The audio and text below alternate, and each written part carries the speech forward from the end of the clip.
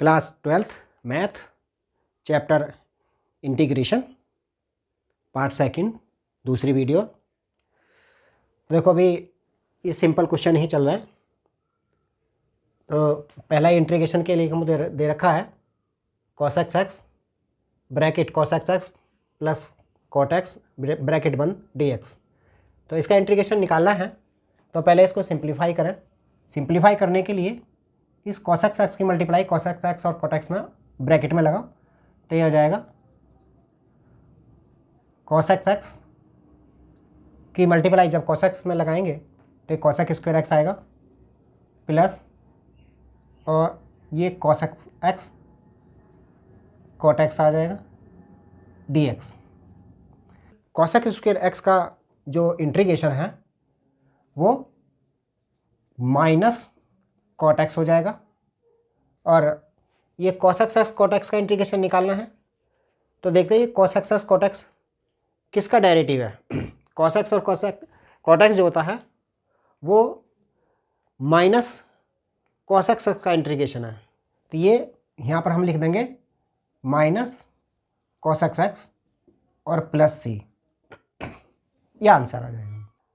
दूसरा क्वेश्चन है 1 minus sign x upon cos square x dx। तो इसका डायरेक्ट ऐसे इंटीग्रेशन नहीं निकलेगा, पहले इसको सिंप्लीफाई करेंगे। सिंप्लीफाई करने के लिए इसको लिखो 1 अपॉन में cos स्क्वायर एक्स प्लस ये माइनस माइनस दे रखा है साइन एक्स अपॉन में cos स्क्वायर एक्स ये dx।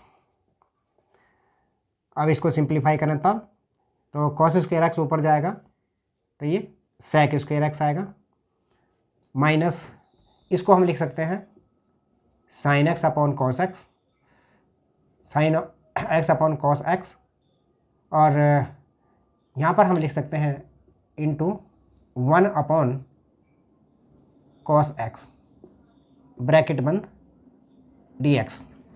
अब ये sec square x dx minus इसको लिखेंगे sine x upon cos x को, sine x upon cos x होता है tan x और 1 अपॉन कॉस एक्स जो होता है ये sec x होता है dx। ये हो गया। अब इनका इंटीग्रेशन निकालें तो sec स्क्वायर एक्स ये डेरिवेटिव होता है वो tan x का होता है, इसलिए sec स्क्वायर एक्स का इंटीग्रेशन tan x आ जाएगा माइनस ये tan x sec x जो होता है वो किसका होता है, sec x का जो डेरिवेटिव है वो sec x tan x होता है, इसलिए sec x tan x इसका इंटीग्रेशन जो आएगा वो sec x हो जाएगा और प्लस c आंसर आ जाएगा। नेक्स्ट क्वेश्चन है integration of √x minus 1 upon √x का होल स्क्वायर dx। तो इसका डायरेक्ट नहीं निकलेगा तो पहले इसको सोल्व करना पड़ेगा। ये होल स्क्वायर लिखा हुआ है तो पहले इसको सोल्व करें। a माइनस बी के होल स्क्वायर का फार्मूला √x इसका स्क्वायर प्लस 1 अपॉन √x इसका square minus 2 into √x into में 1 अपॉन √x, ये हो गया dx। अब इसको सोल्व करें तो ये आएगा x प्लस ये 1 अपॉन x माइनस √x से √ कट जाएगा ये 2, ये dx आ गया। अब इसका इंटीग्रेशन निकालें तो इसका इंटीग्रेशन निकालने के लिए x का जो इंटीग्रेशन आएगा वो आएगा x का इंटीग्रेशन x² 2 और ये 1 अपॉन x है, 1 अपॉन x जो होता है डेरिवेटिव log x का होता है, इसलिए इसका जो इंटीग्रेशन आएगा वो log x आएगा माइनस ये 2 ये कांस्टेंट नंबर इसका आएगा 2x और प्लस c, ये आंसर आ जाएगा। नेक्स्ट क्वेश्चन है integration of x³ plus 3x plus 4 upon √x dx।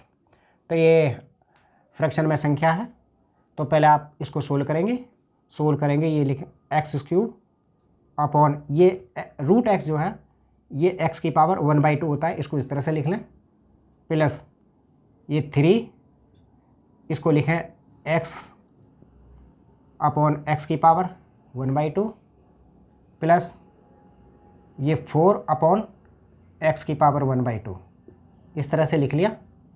Integration of ये x की पावर 3 माइनस 1/2 प्लस ये x की पावर 1 है इसके ऊपर, ये x की पावर 1 और ये माइनस 1/2 हो जाएगी, और ये 4, ये x की पावर माइनस 1/2, इस तरह से आया। अब इसको सोल्व करें। सोल्व करने में ये x की पावर 3 में से 1/2 माइनस होगी, तो 3 में से हाफ जाएगा, ये 3 है, तो 3 में से जब आधा माइनस करेंगे तो 2.5 आएगा। 2.5 मतलब 2/1/2 यानी 2 to the 4 प्लस 1 यानी 5/2। तो हम यहाँ लिखेंगे x की पावर 5/2 प्लस ये आएगा 3x की पावर, ये 1 में से 1/2 जाएगी तो प्लस की पावर 1/2 आ जाएगी, ये 4 और ये x की पावर माइनस 1/2 है, ये माइनस 1/2 क्योंकि पावर ऊपर जाएगी तो x की पावर माइनस 1/2 आएगी। तो इसको ऐसे लिखें x की पावर माइनस 1/2 ये dx। जब इसका इंटीग्रेशन निकालेंगे तब ये आएगा x की पावर 5/2 प्लस 1 अपॉन 5/2 प्लस 1, जो पावर है ना, उसका जो आएगी इंटीग्रेशन करने के बाद में जो पावर आएगी उसी से डिवाइड, प्लस 3 यहाँ लिखेंगे x की पावर 1/2 प्लस 1 पावर ऐड होगी, अपॉन में ये जो पावर है बड़ी हुई पावर जो है उससे डिवाइड, इंटीग्रेशन करेंगे तब ऐसा होगा, और प्लस 4 ये x की पावर माइनस 1/2 है, और प्लस 1 पावर करेंगे इंटीग्रेशन निकालते हुए, इसमें 1 पावर ऐड होती है जो एल्जेब्रिक है, तो अपॉन में कितना आएगा 1/2 प्लस में 1, ये आया, और प्लस में c। अब इनको सोल्व करेंगे। सोल्व करने में ये ऊपर जो आएगा x की पावर 5/2 प्लस में 1, तो 2 1 2 और 5 7, यानी ये आया x की पावर 7/2, अपॉन में भी इनको प्लस करेंगे तो ये 7/2 आएगा, प्लस यहाँ पर आएगा 3 इंटू ये आएगा x की पावर 2 1 2 1 3 3/2 अपॉन 3/2 डिवाइड में नीचे ये 4 आएगा, और यहाँ पर x की पावर 1/2 माइनस की है और 1 पॉजिटिव है, तो ये 1/2 पॉजिटिव बची, और 1/2 से फिर यहाँ पर इनको प्लस करेंगे तो ये 1/2 आएगा, उससे डिवाइड करेंगे, प्लस c। अब इनको सोल्व करें। सोल्व करने में ये 7/2 अपॉन में लिखा है, तो ये हो जाएगा 2/7 x की पावर 7/2, और ये हो जाएगा प्लस 3 इंटू 2/3 x की पावर 3/2, और ये हो जाएगा प्लस 4 और ये 2/1 और x की पावर 1/2। अब इसको थोड़ा सिंप्लीफाई करके लिखेंगे तो ये आएगा 2/7 x की पावर 7/2 प्लस 2 x की power 3/2 plus 4 to the 8 x की पावर 1/2 प्लस c, ये आंसर आ जाएगा। नेक्स्ट क्वेश्चन है sec square x upon cosec square x dx। इसका इंटीग्रेशन निकालना है, तो डायरेक्ट इसका इंटीग्रेशन नहीं है, तो क्या करेंगे, पहले इसको सिंप्लीफाई करें। सिंप्लीफाई करें तो सिंप्लीफाई करके आएगा ये इस sec स्क्वायर x है, इसको हम लिख सकते हैं 1 में cos स्क्वायर x, ये cosec स्क्वायर x है, इसको लिख सकते हैं 1 में sin स्क्वायर x dx हो गया। अब हम इसको लिख सकते हैं 1 cos square x into sine square x by 1 dx। अब हम इसको लिख सकते हैं integration of sine square x upon cos square x, क्या आएगा, तो ये tan स्क्वायर x लिख सकते हैं हम इसको dx। अब ये tan स्क्वायर x का हम इंटीग्रेशन निकालना है, तो tan स्क्वायर x को, tan स्क्वायर का x का फार्मूला होता है क्या, sec स्क्वायर x -1, ये फार्मूला होता है dx। तो अब इसका इंटीग्रेशन tan स्क्वायर एक्स का डायरेक्ट इंटीग्रेशन नहीं मालूम, तो sec स्क्वायर एक्स -1 इसको लिख लिया, और लिखने के बाद फिर अब इसका इंटीग्रेशन निकालें। तो sec स्क्वायर एक्स का जो इंटीग्रेशन है वो क्या होगा, sec स्क्वायर एक्स जो होता है वो tan x का जो डेरिवेटिव है वो sec स्क्वायर एक्स होता है, इसलिए इसका जो इंटीग्रेशन आएगा वो tan x आ जाएगा, और -1 है इसका x आ जाएगा, +c, ये आंसर आ जाएगा।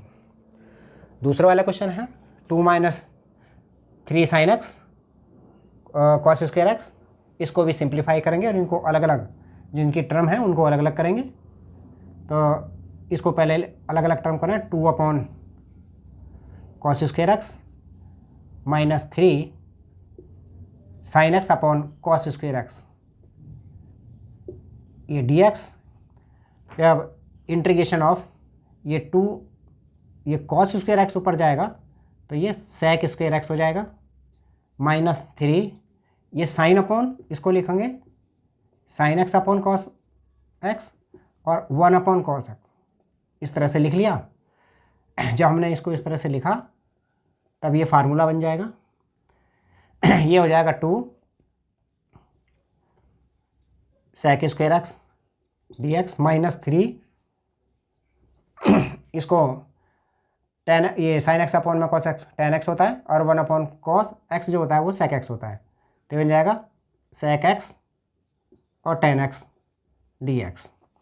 sec स्क्वायर x जो होता है वो tan x का डेरिवेटिव होता है, इसलिए इसका जो इंटीग्रेशन sec स्क्वायर x का आएगा वो tan x आ जाएगा, -3 ये sec x tan x जो डेरिवेटिव है वो sec x का है, इसलिए इसका जो इंटीग्रेशन है वो sec x आ जाएगा, +c, आंसर आ जाएगा।